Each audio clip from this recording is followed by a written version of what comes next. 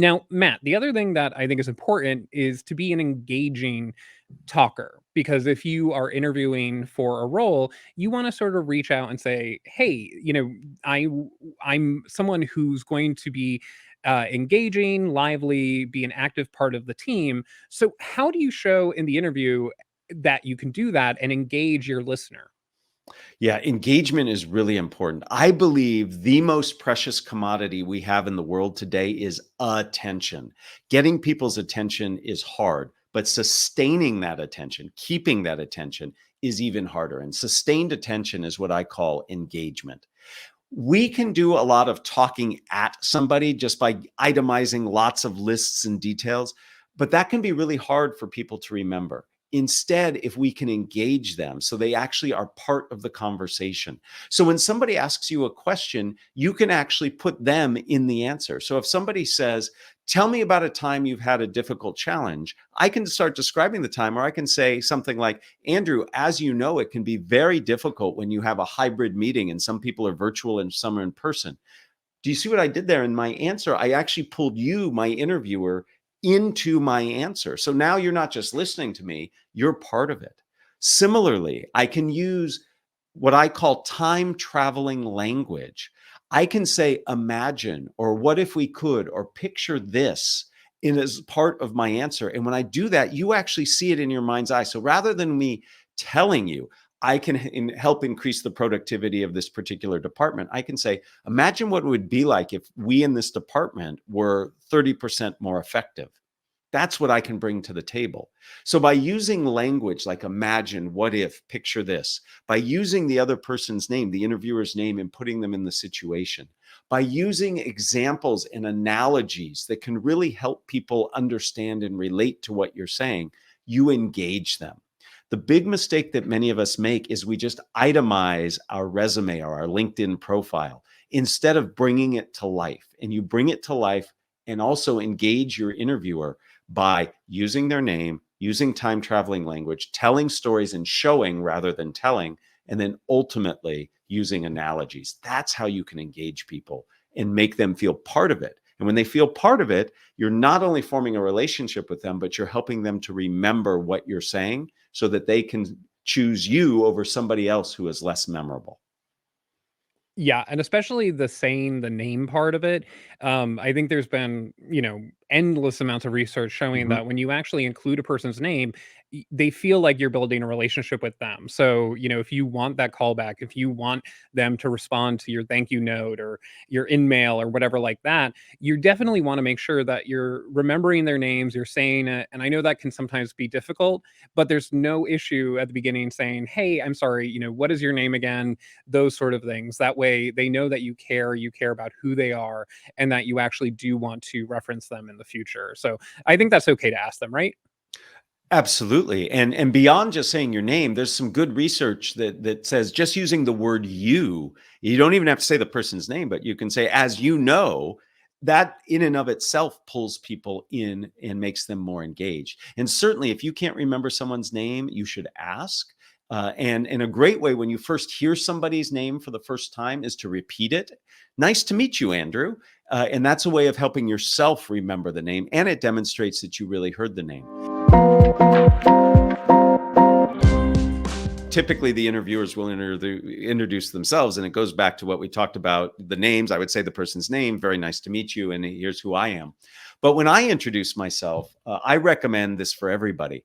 Instead of starting with your name, start with something that's important for you. Start with something that you believe in. So when I introduce myself, I say, "I'm somebody who's really passionate about communication. My name's Matt Abrahams. I'm a lecturer at Stanford's Business School." Most people start with their name. And here's why I like starting with some phrase that conveys something important about you. First is it's different. Most people don't do that. So it stands out. So people are more likely to remember it. Second, it gives you an opportunity to convey emotion, passion, interest. It's really hard to do that when you say your name. So if you start with something that's true for you and authentic, and you can put some emotion behind how you say it, that really helps you stand out and demonstrate more about yourself. Plus, it helps people get used to the way you speak. Many people have accents, and when they speak, our brains can understand accents very well, but we have to take a second or two to click into, oh, that person sounds that way. And if the very first thing I hear is your name and I'm getting used to how you speak, I might miss your name. I might miss how you pronounce it. So if you start with some other sentence or phrase, it lets my brain say, oh, that's how that person speaks. So when you say your name, I can actually remember it and hear it the way you want. So I think there's tremendous power in coming up with some phrase or sentence that you say before you start. You know, Andrew, I can imagine you would introduce yourself by saying something. I'm somebody who's very curious and passionate about helping people connect and build their careers. And then you say your name. And that's a wonderful way to be introduced. Yeah, I don't do that, but I will try it out and see. I'll report back. I'd love to hear it. And I hope this conversation we have continues long beyond the time we have. What if you need time to think about your answer? You know, is it okay to pause, instead of just sort of blurting something out immediately? What's your advice for that? Yes. So often we need to we take a moment to respond. And many of us feel there's a lot of pressure to respond right away. Like we're being evaluated for how quickly we respond. It's not a race. It's okay to take a moment. So you can take a breath. You can say, let me think about that for a second. I like to paraphrase. So when the question comes in, I'll restate the question, not verbatim, but I'll highlight a few things. So I might say, so you're asking about my most recent experience. And that paraphrase allows me a little bit of time to begin formulating my thought. Paraphrasing is what we academics call a lower order cognitive skill. In other words, we can do it while thinking about something else. So you can simply say, I need a moment. You can paraphrase, or you can ask a clarifying question. All three of those buy you a little bit of time to formulate your thoughts so you can answer. So the urgency to respond right away is not one that you need to succumb to. You can simply take a beat to get yourself situated to answer well. Yeah, I think that's really good. And what I always remind people too, and I had to learn this when I started doing stuff on camera like this, is that the pauses that I take in my head, it feels like an eternity. But then when I watch it back, it just seems normal. So the pauses that you take, if you just have to sort of say, it doesn't really read in the room as an eternity or that you're just frozen. It just seems natural, actually. So if you do need to just pause or slow down, it's going to seem natural to the people on the other side, even if to you it feels a bit weird, right, Matt? Absolutely. Absolutely. And so there's this whole time morphing thing that happens. We're not good at perceiving time when we're in the midst of being put on the spot. So it's important to take Andrew's advice to heart. What feels like an eternity to you actually is minuscule in the perception of other people. So no need to worry about taking just a breath there. And then what if you don't know the answer, Yeah. or, maybe it's a sort of not trick question, but it's one that just comes out of left field. What would you say about that situation? Well, I'm going to break those two into two different parts. So Yeah. when you don't know the answer, I think you should say, I don't know. But you should immediately follow it up with, but I'm going to look into that and I'll get back to you. And if you have a hunch or an inkling, I would say it. So I might say, I don't know. I'm not sure of the answer, but I'm going to go do some research. And Andrew, I'll get back to you within 24 hours. My hunch is the answer is this. And in fact, there's some preliminary research that I recently read that says in doing that, we're always afraid that if we don't know the answer, it's going to affect our credibility. People are going to think, oh, that person's not as credible or as competent as we had hoped. But in fact, there's some preliminary research I'm aware of that says actually saying, I don't know, and I'm going to follow up, and then actually following up bolsters your credibility because you're demonstrating tenacity, you're demonstrating authenticity. So saying I don't know is not as bad as many of us feel it would be. Now, obviously, if you're saying I don't know to every question, that's a different issue. Now, the point of a question that comes from left field that you just weren't expecting. I actually had an experience like this, and I write about it in the book. I was interviewing for a job. It was my final interview. I'd gone through several rounds, and I was meeting with the CEO of this company, and it was a small startup, and he interviewed everybody at that point. And we sit down. Actually, I come in and he's already there, which threw me for a loop because my experience is the executives usually come in late. And his first question out of his mouth was, if you were an onion and I peeled back the first 3 layers, what would I find? I was totally blown away by this question. I was interviewing to be in charge of learning and development. What does peeling an onion have to do? But I immediately thought to myself, okay, most people would say, if you peeled back that onion, you would find that I work too hard or that I'm too committed to my job. And I didn't want to go down that path. So the first thing that came to my mind was when I peel onions, I cry. So I just leaned into that. I said, I'm somebody who brings my full self to work, my emotions and everything. And I look to build teams and have people on my teams who do the same thing. So that might mean we laugh loudly together, we cry hard together, but we put all into what we do and we support each other. And as I was answering the question, he had a big smile on his face. Turns out I ended up with the job. It was a career-changing job. It was amazing. And I talked to him later. I said, do you remember my answer? And he said, oh, I absolutely remember your answer. And he said, what he was so impressed by is that it was on point. It had to do with onions. It wasn't some crazy thing. And it revealed something about me that he wouldn't have learned otherwise. So when you get a question from left field, listen to your instinct, go with it, lean into it, and just be honest and open, and good things can happen. Instead of retreating and saying, oh, what's the right answer? How do I best do this? Just go with what comes and follow up, and good things can happen. It certainly happened for me. If you start bombing a question, and I think we've all been there, what should you do? Acknowledge that you're not doing great and restart, or pivot, or push through? Yeah. I'm going to give a very unsatisfactory answer. I'm going to say it depends. First, we are not the best judges of our communication. So what we think might be a total bomb might actually be great. It might be going well.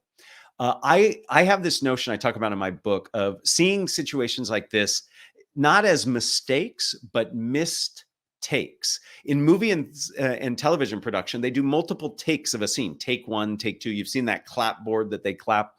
If you're in the midst of an answer and it's not going the way you want for whatever reason you've judged, you can simply do take 2. You could say, let me come at it from a different angle. And then you answer the question the way you wanted. Or you could say, instead, just finish the answer as you were giving it and then say, let me give you an example. And through that example, your second take at it, you actually are more clear. Now, sometimes we just totally misspeak. We talk about something that wasn't asked about. Somebody asks about cost and you start talking about expenses, whatever, and you're just not on target. In that case, I do think you have to say, I'm sorry, I made a mistake. Let me go back and start over. But it depends on the situation, the relationship you have. In fact, there is some research that says when people make mistakes or show their foibles, they actually are more likable, and likability can lead to more trustworthiness. I'm certainly not saying purposely make mistakes, but we feel like when we make the mistake, we've blown it. There's no way of repair. And in fact, take 2 as a way of repair, or just saying, hey, I messed that up. Let me try again. The interviewer will ask, do you have any questions for me? And a lot of times people will go, nope. And I think that is a recipe for disaster. So what is your advice when someone says, hey, what are your questions for me? Absolutely. As we talked about in advance, the planning that we do, we research the company, we create our themes, we stockpile or create examples that support our themes. You should also be thinking about, what do you want to know about this job? And the questions you ask when an interviewer says, do you have any questions for me, demonstrate so much about yourself. This is actually part of the interview. The quality of the question you ask shows what you've learned about the company and what type of person you are. So have some questions at the ready. I think it's very hollow and empty when you say, nope, no questions. I think it's very important to have some. I personally have a favorite question that I like to ask. And Andrew, I'd like to role play this if it's okay, because it's hard for me to do both parts of this. So imagine Andrew and I are still doing that interview to see if I should be the lecturer at Stanford where I am. And the interview's over, Andrew. And would you ask me if I have any questions for you? Of course, Matt. Do you have any questions for me about working here? Andrew, thank you for the interview. A big question I have is, what question do you wish you would have asked when you were being hired in for your job? I love this question because it brings out so much insight and it shows that you're somebody who's really curious about how the company really works. And I have learned so many interesting things from this. Sometimes it's very practical. Somebody says, well, I really wish when I got hired, I would have signed up for this particular insurance coverage. But other times it's like, people will give me insights into the inner workings of the company. They'll say, well, I really wish I would have known how the difference between the product team and the engineering team has some issues. And then I follow up. I'll say, oh, so in this role, how would I be able to help with that? So asking a question that gets your interviewer to share insight into the company or their perspective can be really helpful for you. And by the way, this is a little trick in small talk. A lot of us are uncomfortable making small talk chit chat. If you get the other person talking about themselves or their experience, one, they like doing that and they like you for giving them that opportunity. And two, you can get some really good insight that you can leap off of. So the rule for chit chat and small talk is be interested, not interesting. And the rule for ending interviews with a question is get the other person talking, demonstrate your interest.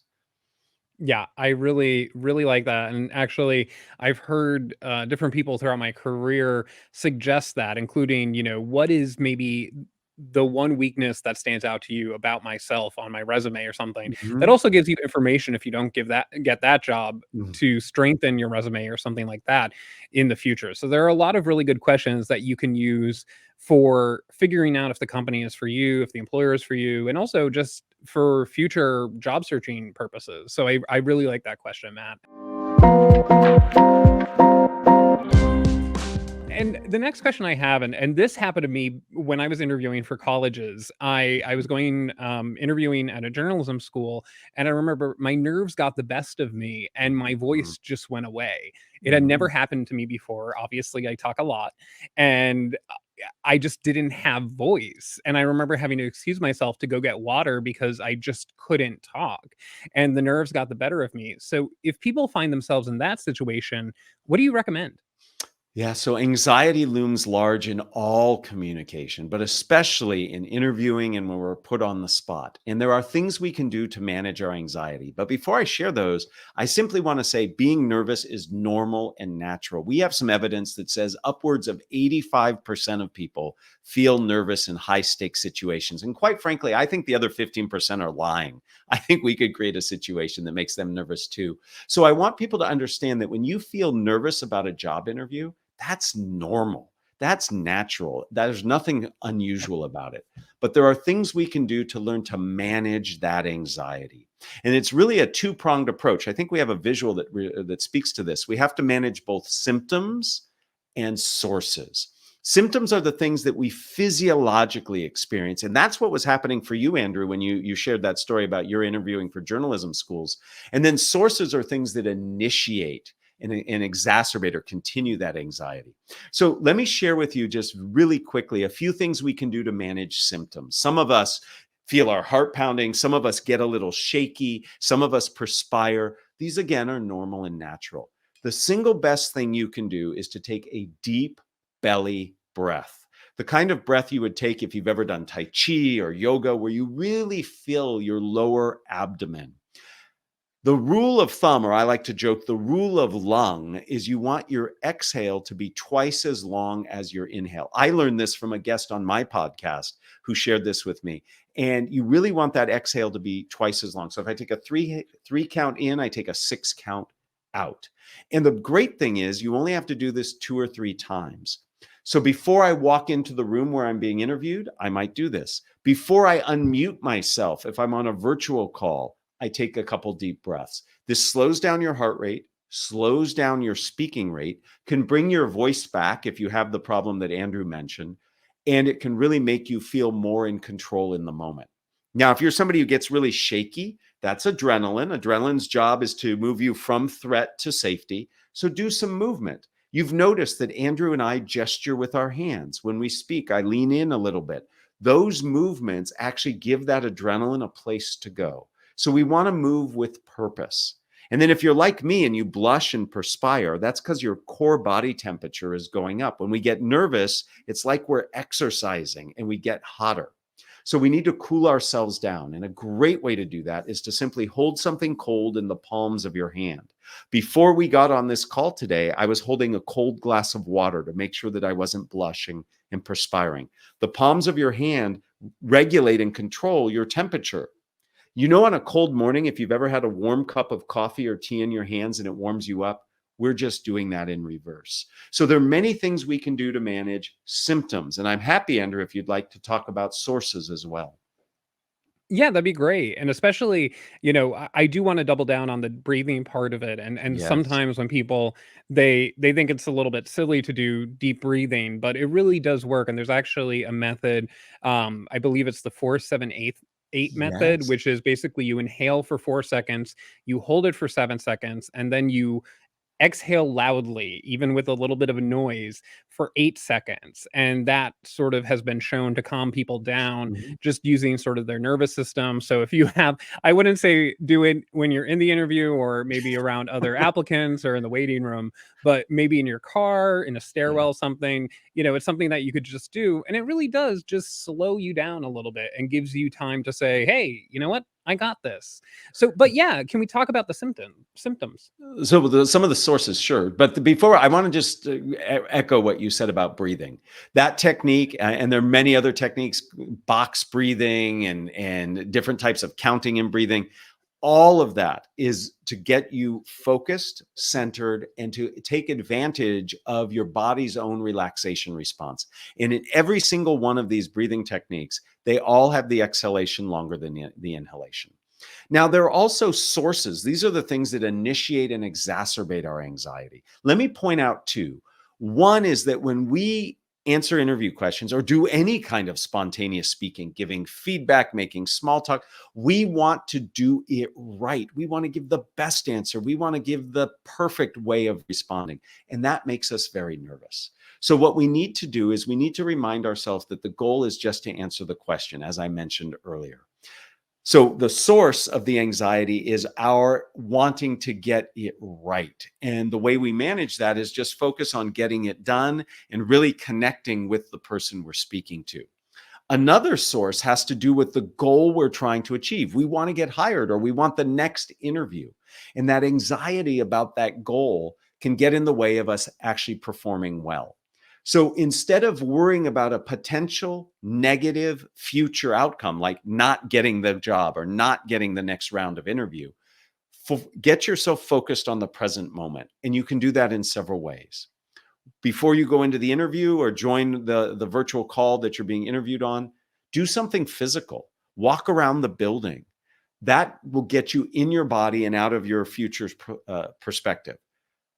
Listen to a song or a playlist before you walk into the meeting. Athletes do this all the time to help them focus. I know a professional speaker. She plays Tetris. Tetris is very present oriented. She gets so involved, she has to set her timer to make sure she doesn't miss when she has to get out on stage. You can do something, play a video game, talk to a friend, do something that gets you present oriented. My secret, what I like to do to get present oriented, and this is a little silly, is I actually say tongue twisters. You can't say a tongue twister right and not be in the present moment. And it warms up your voice. So before I walk into an interview, before I get up on stage and give a big presentation or teach a class or even host my podcast, I will always say a tongue twister. Before we got on today, Andrew, I said my tongue twister a couple times. It allows you to get present and warm up your voice. Thanks for watching. Some great advice there. Hope you found it useful and informative. If you're looking for additional guidance on your career journey, click the buttons on the screen to see the next video in the series, or watch the full-length episode for more tips. Both videos are also listed in the description below.